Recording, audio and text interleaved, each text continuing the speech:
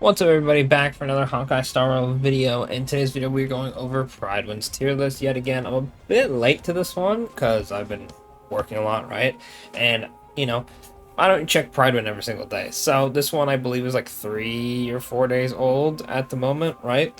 Um, I was gonna have other videos planned, and then someone said, "Oh, something about a Prydwen tier list," and I go, "Oh, hey, that'll be an easy video." I actually spent most of the day setting up my new phone. I recently got a Galaxy S24 Ultra, and I was switching from iPhone, so that was an experience trying to like re-download everything.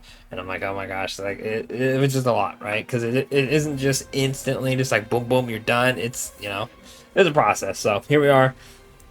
Private tier list. Let's get into it. As always, we're going to look at the tier list and then go over the changelog and see what they are talking about. I don't think this is the one where they do E0S1. That'll be a crazy one. This should just be Apocalyptic Shadow. So, before going in, what do I expect?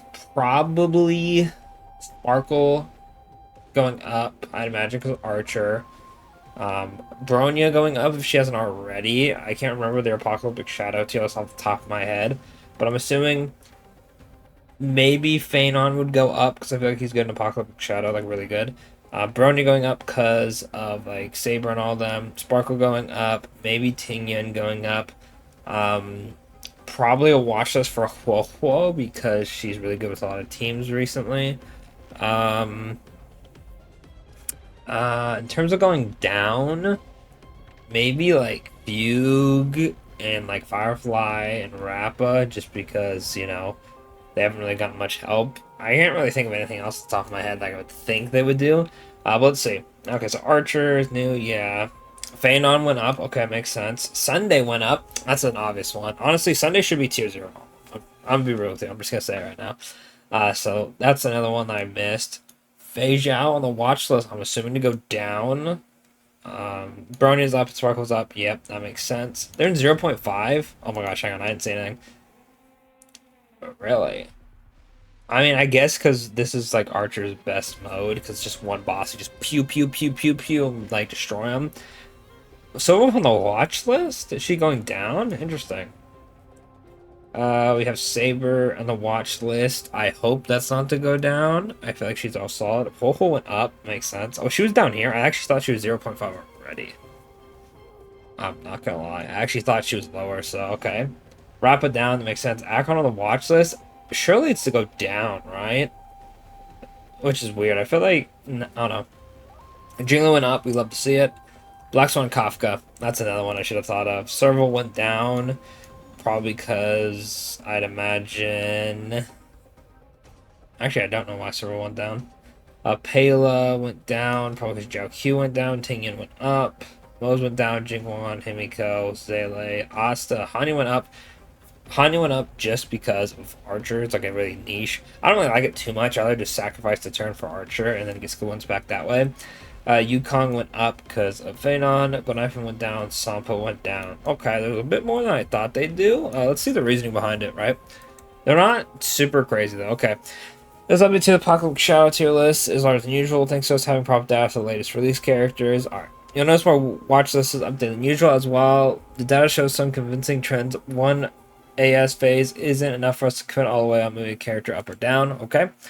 Phase Zhao watch list to move down with the release of Phanon, Archer, and Saber. The average performance of the AVX tier has definitely increased. Phase Zhao has very high top end with our highly optimized teams, but on the average has been keeping up with the newer old tier 0s as of late. Based on this, we're watching the sort of move down. Okay, makes sense. Saber wants us to move up. Alright, W, I agree with that. Saber has an incredibly strong initial showcasing, definitely qualifying her for tier 0. With that said, Saber is one of the characters that benefits most from full energy restoring Apocalyptic Shadow buffs. That just makes, I mean, yeah.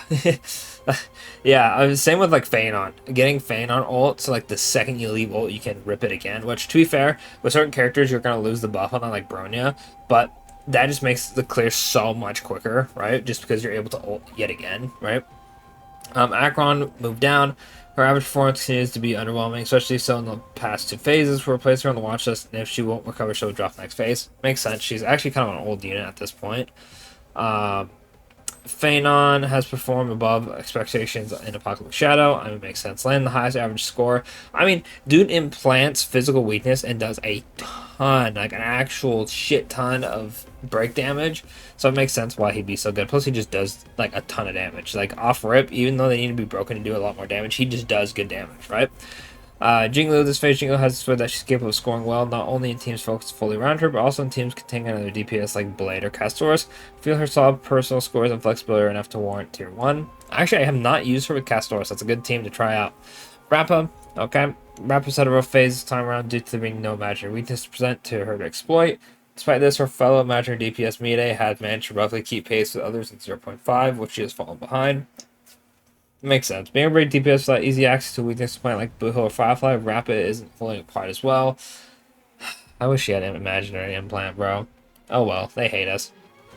Himiko and Jingwon are both performing well below Argenti, Yunli, and Blade. That's all they need to say. Alright, let's look at Servo. Servo's not performing on the same level as either Argenti or Herta when it comes to acting as a support damage dealer for that Herta, so we're lowering her tier. Okay, makes sense. Mo's, with more options for team building now more than ever, Mo's remains a niche pick for phase out teams. Fair. Worse than Topaz or March 7th. Yep.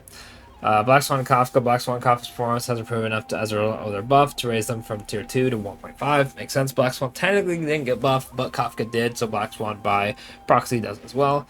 Amplifiers. Watch us to move down. Silverwolf hasn't quite lived up to our expectations on her first showing. While she performs really well with Archer, her average performance is dragged down by Acheron. I feel like that's solid, right? I feel like that's all. With Archer, she's tier 0. She's absolutely obliterating everything. But with Acheron, I can see why it's not like insane, right? Tier 0 Sunday. Much needed.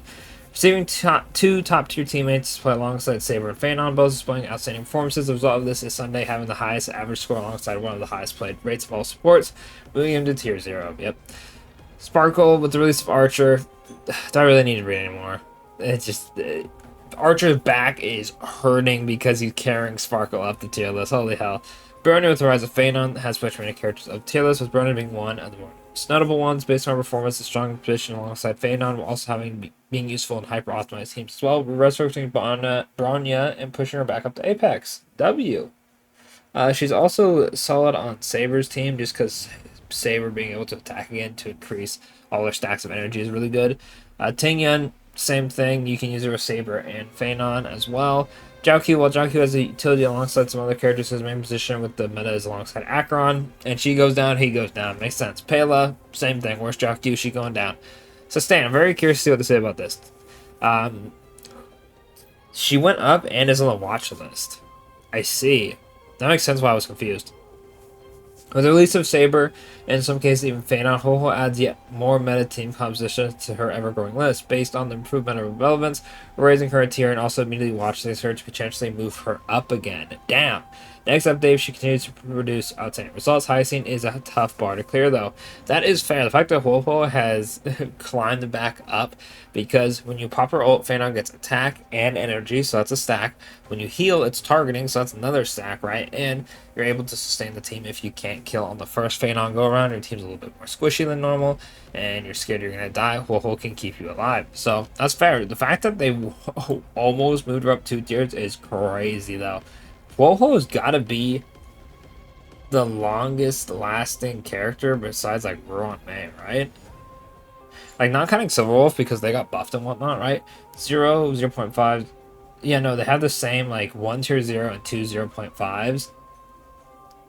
Ho-Ho might have the, like, Ruan Mei and Ho-Ho might have the best relevancy for old characters. It's crazy. Like, they're actually so good. It's insane. And Ruan Mei is free, right? So that doesn't like hurt her credibility, right?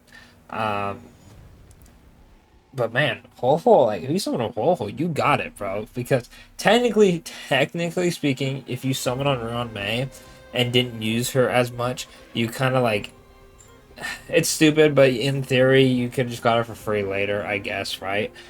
You know, it's bullshit at the end of the day, but I mean, I guess that's something where it's like, if you have to summon a Ho-Ho, so if you summon back then, like, you're still eating, right? It's weird because, like, I almost want to, like, defaultly give Ruan Mei E1 because of that, right? Because most people summon for her and then got her for free. So I'm like, yeah, Ruan Mei is the best. But if you just look at her at E0, then, like, her and Huohuo like are pretty much on par for like the best aging units, which are insane. Tingyun, I'm a Tingyun hater, so I don't know. I'm not gonna comment on her. Jade's not that old. Who's like the next character? Bronya also has aged pretty well, especially for being a standard character. Mini Herda has aged pretty damn well.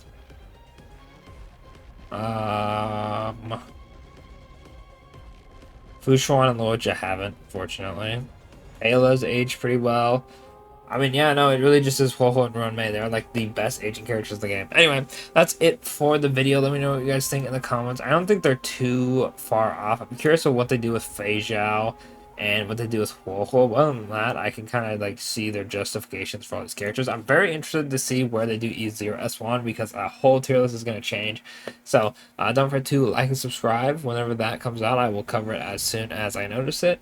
But let me know what you guys think of the tier list. And of course, I will catch y'all in later videos. But yeah, I don't really know where I was going with that outro, I'm not gonna lie.